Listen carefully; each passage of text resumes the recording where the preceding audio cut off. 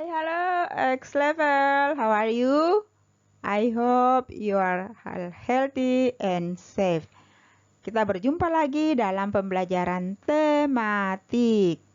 Nah, kita berdoa dulu sebelum kita melanjutkan pelajarannya. Our Father in heaven, thank you for your kindness, thank you for your love, and thank you for your blessing to us. Now we are going to start our study thematic. Please bless us, please guide us so that we can understand our lesson well. In the name of Jesus Christ, we pray to you. Amen. Oke, sekarang kita dengan tema organ gerak hewan dan manusia. Subtema organ gerak hewan pembelajaran yang kelima. Dari kegiatan pembelajaran ini nantinya anak-anak harus mencapai tujuan pembelajaran. Yang pertama, dari kegiatan membaca teks, siswa dapat menentukan ide pokok dan kalimat penjelasan. Yang kedua, menjelaskan fungsi organ gerak pada hewan invertebrata. Yang ketiga, membuat contoh gambar ilustrasi. Nah, sekarang mari kita dan berdiskusi. Perhatikan gambar ini baik-baik. Hewan pada gambar ini bergerak dengan cara yang berbeda. Ada yang apa? Bergerak dengan cara terbang, yaitu burung. Ada yang bergerak dengan cara merayap, yaitu komodo. Ada yang bergerak dengan cara melompat, yaitu apa? Ya, benar, katak. Lalu ada yang bergerak dengan cara berjalan atau berlari. Apa itu? Lembu. Oke. Setiap hewan memiliki organ gerak yang berbeda. Hal itu pula lah yang membedakan cara hewan berpindah dari satu tempat ke tempat lain. Ada yang bergerak dengan cara melompat, berlari, bahkan terlihat meluncur. Nah, sekarang mari kita membaca cara bergerak hewan. Salah satunya adalah siput yang menakjubkan. Mari kita membaca bersama-sama dan anak-anak simak ya. Siput atau yang dikenal juga dengan sebutan bekicot memang terkesan memiliki penampilan yang menjijikkan. Cara berjalan yang lambat disertai lendir membuatnya kurang begitu digemari, apalagi dijadikan sebagai hewan peliharaan. Siput dapat ditemukan di halaman, di kolam, bahkan di laut. Mereka termasuk hewan dalam kelompok moluska atau hewan lunak yang masih satu kelompok dengan hewan-hewan seperti kerang, tiram, dan hewan laut yang bercangkang lainnya. Siput dapat hidup selama 5-10 tahun. Wow, lama. Siput memiliki tubuh yang lunak dan dilindungi dengan cangkang yang keras. Tubuhnya panjang, lembab, dan berlendir. Saat siput merasa terganggu, maka siput akan segera menarik tubuhnya dan berlindung di dalam cangkangnya yang keras itu. Cangkang juga bermanfaat untuk melindungi siput dari udara yang panas agar mereka tidak kekeringan. Siput memang tidak begitu menyukai cuaca yang panas. Mereka aktif di malam hari dan saat cuaca mendung atau hujan. Saat cuaca sangat dingin atau musim dingin, ia pun melakukan hibernasi atau tidur panjang. Sudah kita baca. Nah, bacaan tadi ada berapa paragraf? 3 paragraf. Bagaimana cara siput bergerak? Dia menggunakan apa? Iya, nanti dari bacaan anak-anak tentukan ide pokok dan kalimat penjelas dari setiap paragraf. Oke. Jadi boleh menuliskan di buku paket atau di WA langsung boleh. Nah, bagaimana cara menentukan ide pokok dan ada apa itu ide pokok? Kita sudah pelajari di pembelajaran sebelumnya, tapi kita ulang tidak apa-apa. Ide pokok itu adalah gagasan yang menjadi dasar sebuah paragraf. Nah, ide pokok disajikan ke dalam bentuk kalimat utama. Nah, kalimat utama yang memuat ide pokok ini biasanya berada di mana? Di awal paragraf, di tengah, ataupun di akhir. Nah, bagaimana cara menentukan ide pokok dan kalimat penjelas? Nah, harus membaca berulang. Tentukan kalimat pokok dari setiap paragraf bacaan. Nanti anak-anak kerjakan, tentukan ide pokoknya dan kalimat penjelasnya, dan ini kalian harus kirimkan kepada teacher. Oke, Di textbook kalian ada di halaman 29.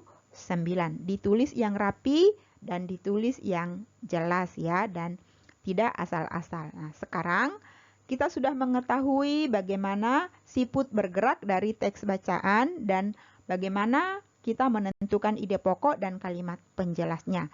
Sekarang, mari kita lihat jenis-jenis hewan yang bergerak selain siput tadi. Siput itu termasuk hewan apa?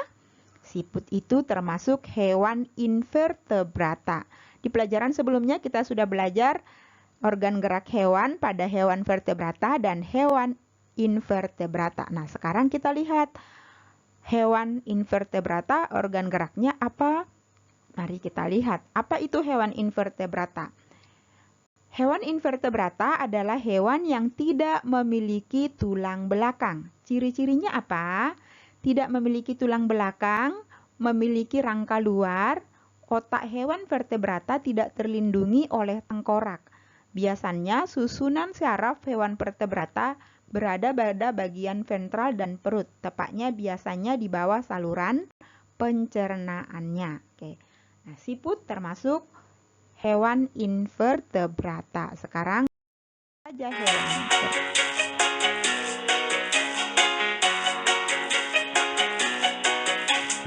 Halo, kali ini kita akan belajar tentang hewan vertebrata dan avertebrata.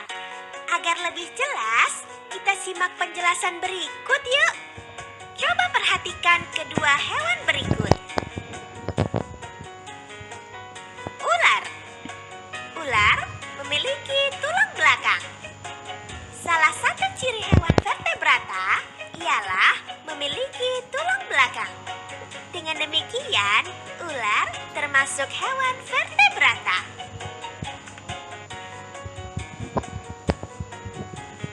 Cacing. Seperti yang kita lihat, hewan satu ini tidak memiliki tulang belakang. Salah satu ciri hewan avertebrata ialah tidak memiliki tulang belakang. Dengan demikian, cacing termasuk hewan avertebrata. Kita cari tahu hewan selanjutnya yuk. Pilih dan klik dua hewan yang ada di sini. Coba perhatikan, lumba-lumba memiliki tulang belakang. Maka, lumba-lumba termasuk jenis hewan vertebrata. Ubur-ubur tidak memiliki tulang belakang. Maka, ubur-ubur termasuk jenis hewan avertebrata.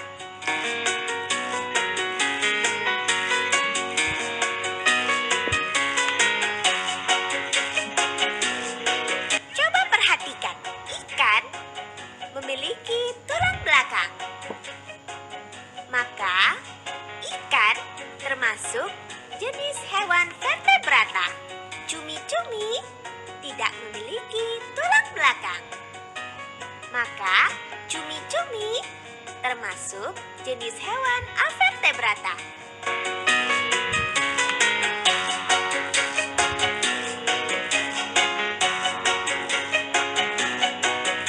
Coba perhatikan, kambing memiliki tulang belakang. Maka, kambing termasuk jenis hewan vertebrata. Bintang laut tidak memiliki tulang belakang. Maka, bintang laut termasuk jenis hewan avertebrata.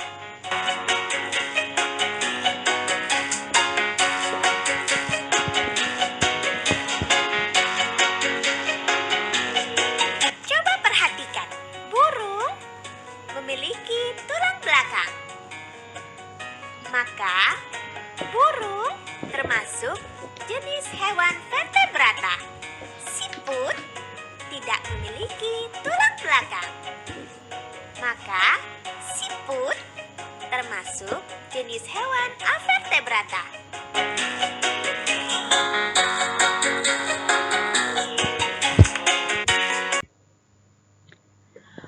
Oke, tadi kalian sudah melihat jenis-jenis atau contoh hewan vertebrata dan invertebrata. Invertebrata itu disebut juga dengan avertebrata. Jadi jangan bingung ya. Nanti dan tuliskan nama-nama hewan invertebrata, alat geraknya, dan gambarnya di samping. Nah, tulis di situ sudah ada contohnya 1. Kalian hanya menyebutkan 4. Tadi sudah banyak disebutkan. Nah, digambar di sampingnya. Ini nanti kalian kirimkan kepada teacher. Sama yang tadi di halaman 29 tadi tentang menentukan ide pokok dan kalimat penjelasnya. Nah, sekarang ini adalah salah satu siput. Sekarang kita akan menggambar hewan sebagai gambar ilustrasi. Masih ingat apa gambar ilustrasi yang teacher jelaskan pada pelajaran minggu lalu? Mari kita ulang kembali. Gambar ilustrasi merupakan gambar yang mendukung sebuah bacaan atau teks. Gambar ilustrasi tujuannya untuk memperkuat, memperindah, dan membuat cerita semakin lebih jelas. Nah, kita lihat bagaimana langkah pembuatannya. Minggu lalu juga sudah teacher jelaskan, tapi kita ulang kembali langkah pembuatannya. Pertama, harus menentukan gagasan sebelum menggambar. Misalnya, tentukan tokohnya, tempatnya, suasana yang terdapat di dalam sebuah gambar ilustrasi. Kemudian, harus membuat sketsa atau rancangan gambar. Nah, membuat sketsa ini artinya membuat coretan gambar yang detail, dan lebih jelas. Nah, setelah selesai membuat sketsa, maka harus diadakan pewarnaan atau mewarnai. Nanti kalian boleh berlatih ya. Nanti kalian terapkan di dalam menggambar hewan vertebrata di tugas muatan IPA tadi yang di atas ya. Lalu kemudian apa saja atau contoh gambar ilustrasi? Minggu lalu teacher sudah jelaskan ada 3 contohnya. Masih ingat? Iya, gambar ilustrasi salah satu contohnya adalah kartun. Kartun itu adalah gambar lucu yang mengandung humor, mewakili satu tokoh karakter peristiwa atau kejadian tertentu. Tokohnya bervariasi atau beragam, bisa hewan atau manusia. Nah, yang kedua, gambar ilustrasi. Ini apa? Masih ingat? Ini gambar apa? Oke, ini adalah gambar ilustrasi jenis karikatur. Karikatur adalah gambar yang dilebih-lebihkan. Ada perubahan bentuk pada setiap karakternya. Bentuknya sering terlihat lucu dan aneh. Seperti ini karikatur. Tahu kan siapa ini? Ini adalah Jokowi. Dia Jokowi main Gangnam Style. Ini Trump, dia ngempeng.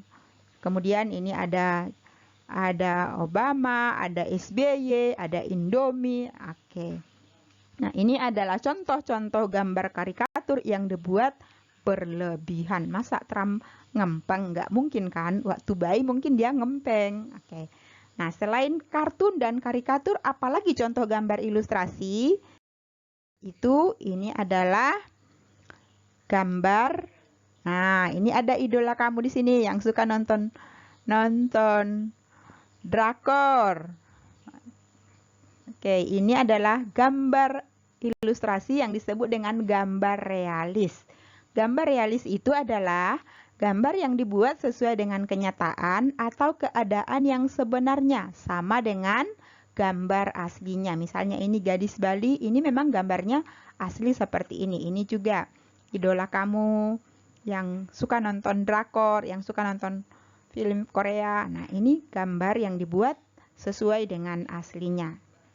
Lalu, selain kartun, karikatur, gambar realis, gambar ilustrasi adalah gambar dekoratif atau gambar untuk dekorasi. Nah, gambar dekoratif dibuat dengan tujuan menggambar bentuk benda menjadi lebih indah. Motif hias pada gambar dekoratif biasanya banyak terdapat pada kain batik, kain songket, kain tenun, relief, dan candi. Nah, ini tadi gambar-gambar yang contoh ilustrasi. Oke. Minggu lalu juga kita sudah belajar ya, yaitu apa? Ada 3 yang kita pelajari minggu lalu, kartun, komik, dan karikatur. Nah, ini sudah tambah lagi realis dan dekoratif, berarti sudah 5. Oke. Nah, ini yang sudah kita pelajari. Nah, sudah belajar apa hari ini? Kita sudah belajar bagaimana menentukan ide pokok dan bagaimana menentukan kalimat penjelas. Dan kita sudah belajar juga bagaimana apa itu organ gerak hewan dan fungsinya beserta contoh-contohnya khususnya pada hewan invertebrata. Kemudian kita juga sudah mempelajari tentang jenis gambar ilustrasi. Oke, dari pelajaran hari ini, teacher harap anak-anak dapat mengerti.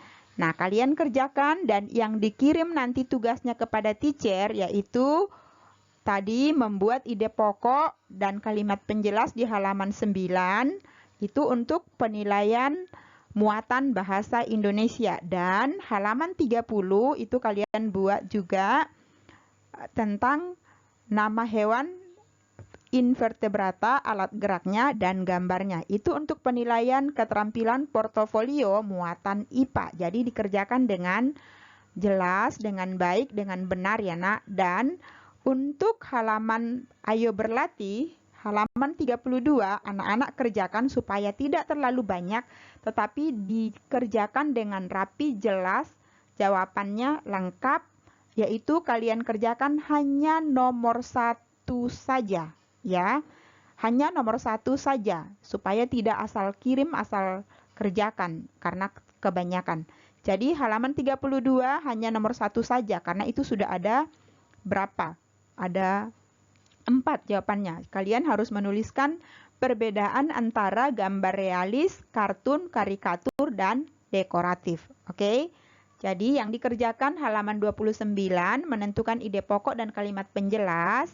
Kemudian halaman 30